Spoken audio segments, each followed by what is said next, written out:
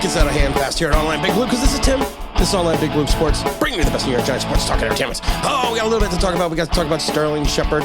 We got to talk about the turf monster, because everyone still is blaming the turf monster. Turf monster smash! The turf monster was out in full effect with Sterling Shepard, because you know what? Things just don't happen. But we're going to talk about that in a minute. We're going to talk about the wide receiving core, what the Giants can and possibly cannot do. We want to talk about the possible redemption of Kenny G and Kadarius Toney. We got a lot to chat about. We got a lot of fun stuff to talk about. Also, we got a new feature and a new segment.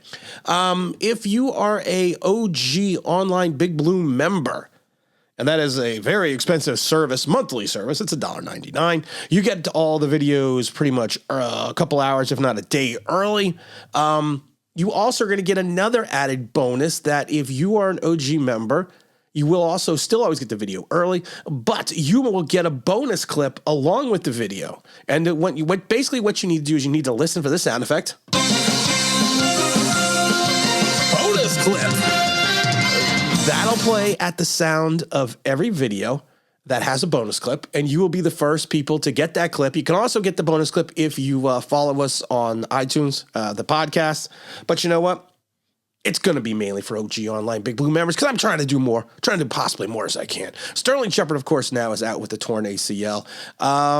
It's a non-contact injury. They happen in sports.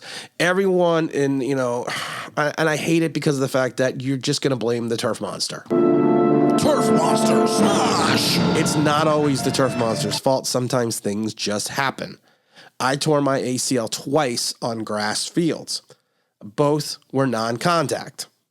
It just happens. You also have a guy coming back from an Achilles injury. You also have a guy coming back from multitudes of injuries. This isn't his first foray into the injury department, so let's not just sit there and blame the turf, because the Jets play on the same turf that we do. And we looked at this already statistically in regards to the amount of injuries in MetLife compared to any other stadium. And we have two examples of teams playing on there, and we're below the league average in reference to serious injuries. But you know what? We just want to blame everything, because it's a lot easier to blame everything. I find it funny. I didn't want to talk about this right off the bat, and I'm not going to. I'm going to get into the Giants receiving core. I mean, right now we are looking at trying to figure out a way to replace Sterling Shepard. We can go free agent. That's probably one of the routes that we can look at. But I think in some ways we need to look inward. If we're going to go free agent, logical choice, Alex Bachman. There you go. Bachman led the NFL with 19 receptions during the preseason. He appeared in, I think, 3 games in 2021. He returned 1 punt for 16 yards and 4 kickoffs from 94. You bring the kid in. He is a better version of David Wrong Way Sills, because he can play special teams. I've never seen a wide receiver start like David Sills has and have the lack of production and not play special teams. Look at the number of snaps and look at the number of targets and look at the number of receptions for David Sills. Let's just be honest. Let's just be honest for a point. We've said it before. What I got to say you really don't want to hear, because honesty ain't too high up on your people priority list, right? For some honesty? You want honesty? For some people, it's not. But he does not deserve to start. He does not. He's a good kid, pets his dog, walks old ladies across the street, but he's not an NFL starting wide receiver. Can we just stop the experiment? I'm not saying that Alex Bachman is, but Alex Bachman can do more for this team than David Wrong Way Sills. The other player you can look at is the likes of Travis Benjamin. He's a little bit older. He's 32. He's a guy that can return punts. He can return kicks. He appeared in 10 games for the 49ers, primarily as a guy returning, on special teams, returning punts and kicks. But he's had his moments in the league. At 32, is he still the burner that he was early in his career? No. But, it's a guy it's a professional wide receiver who has played the role, who can come in. And I'm not saying he is going to replace the production of Sterling Shepard. I think he can equal the production of Sterling Shepard, because Sterling Shepard is replaceable in this offense. He is. I'm sorry, guys. He was having a nice season, not a great season, but he can be replaced. I know people have bandied about the name Adam Humphries. Slot guy. I'm not against it. He probably fits in the Giants mold in reference to what he can do statistically. But am I sitting there thinking that, am I getting heat from another 5'11" receiver? No. Sorry. I'm just not. But you know what? At this point in time, what do we have? He's been in the league now since he was at Tampa. He started at Tampa in 15. He's got 3,314 yards, 320 receptions. He's got 13 touchdowns. Last year, he played for the Washington Commanders in all 17 games, started 11, had 41 receptions, but for only 383 yards. He is what he is. He's going to get what he get. He's like Popeye. He am what he am. He is going to get you, 7-8 yards and not much else. That could potentially be an improvement. He's almost like a running back coming out of the backfield who's going to catch the ball and doesn't get any yak. But you know what? It's one of those things that sometimes I think you need to look inward before you look outward. Now, everyone knows that I am not a huge fan of Kadarius Toney. I'm not. I wasn't a fan the day they drafted him. I said it the day they drafted him. I said when the nicest thing that pro scouts can say about your route running ability is that you're unique, that's not a good sign.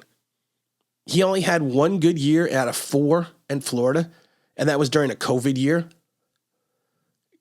Can you say he does not have moves? Can you say he cannot be electric at times? So here's the problem with a guy that's so electric. Why don't they trust this electric guy, this jitterbug, to return punts and kicks? He's so electric in the open field with his hands in the ball. We don't put him on punt return duty or kick return duty. That's a question I think some Giant fans need to look in the mirror and ask themselves, why is that? But his biggest concern outside of outside of 3 quarters last year, there's not much else to write about with Kadarius Toney. And his biggest issue is he can't get on the field. That's his biggest issue.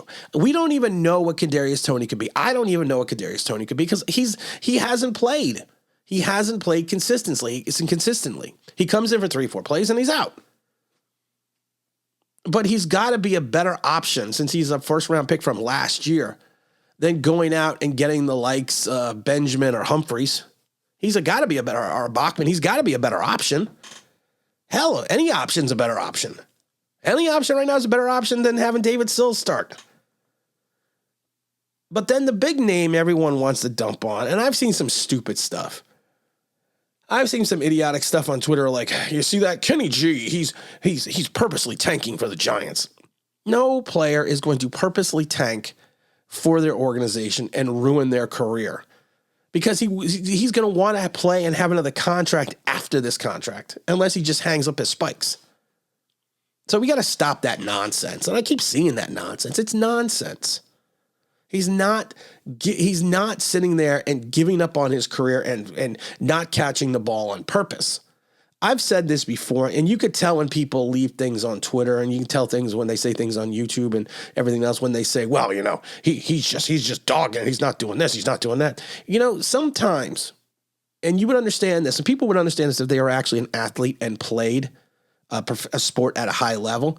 Sometimes if you sit on the bench for weeks and you come out into the field and you don't have your timing down and you haven't been playing consistently, sometimes you just don't play well because you're not in the flow of the game.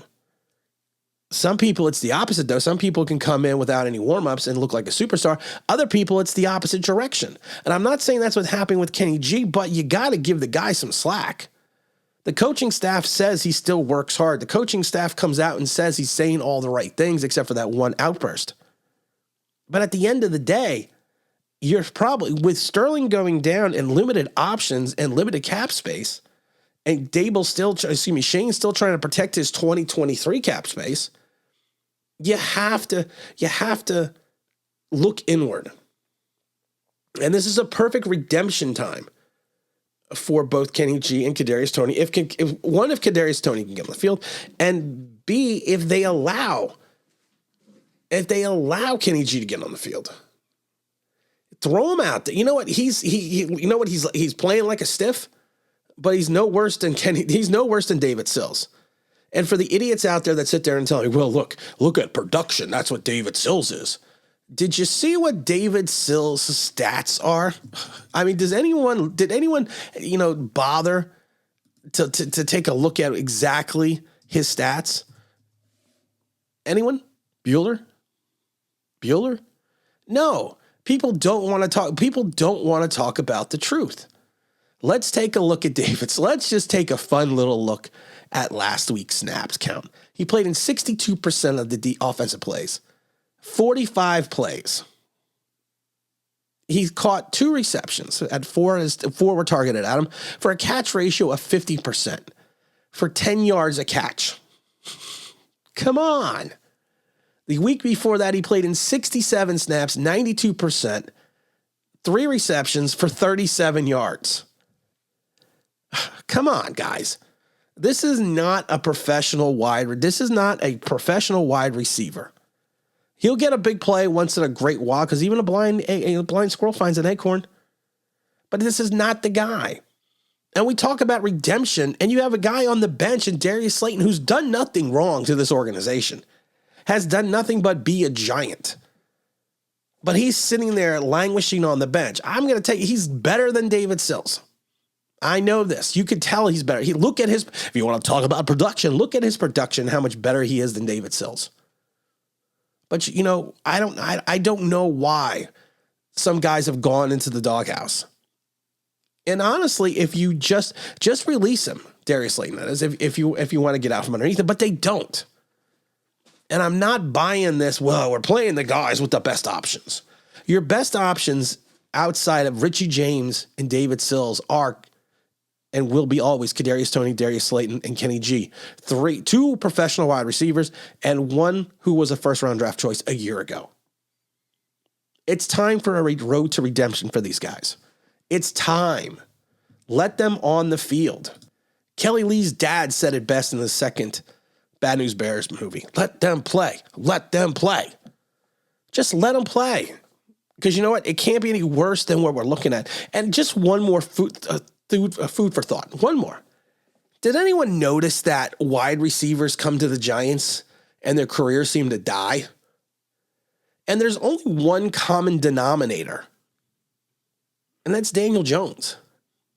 But again, we don't want to talk about these things because Daniel Jones had a gutsy, brave game. There have been plenty of guys, plenty of Giants that have had gutsy, brave games who got the crap beat out of them, that threw for over 300 yards and multiple touchdowns. You know, and I've said it before, don't piss down my leg and tell me it's raining.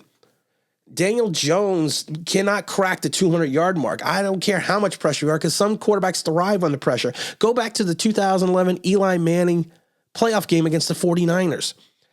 People seem to forget we had one of the worst lines in the league in 2011 and went on to win the Super Bowl. Eli Manning took a beating that game, a beating. And he still threw for over 300 yards. I just love how some of the fan bases, I guess, expectations or goals for their quarterbacks have fallen off quite dramatically, because you can't sit there and say, hey, this guy hasn't thrown for 200 yards yet in 2 games, but he's looking good. No. He still stares down one guy. He still doesn't go through his progressions. And instead of throwing deep, he checks down almost every time. And to the point that announcers have been pointing out on multitudes of occasions, he's got guys open deep. He just doesn't see them. So before we blame the line, before we blame the receivers, why don't we try putting some of the blame on the quarterback? We're going to have a stream today at 4 o'clock with the Dahmer. That's going to be a lot of fun. We got a lot of big stuff coming up. We also have also going to be at the game on Sunday at the Bears game. Rain, sleet, or snow, I'm going to be there. We're going to be over in the red lot right next to the Verizon Center in the very, very front. So if you're around, stop on by. You'll see the Jeep. You'll see the tent. We'll all be having some good times, having some, like I've said before, stop by, have a beer. It won't cost nothing. And again, this is Tim with Online Big Blue. We'll bring you the best in New York Giants sports talk entertainment. And as always, if you could if you subscribe, if you can ring that boy thing, you know what that means. It's going to be awesome.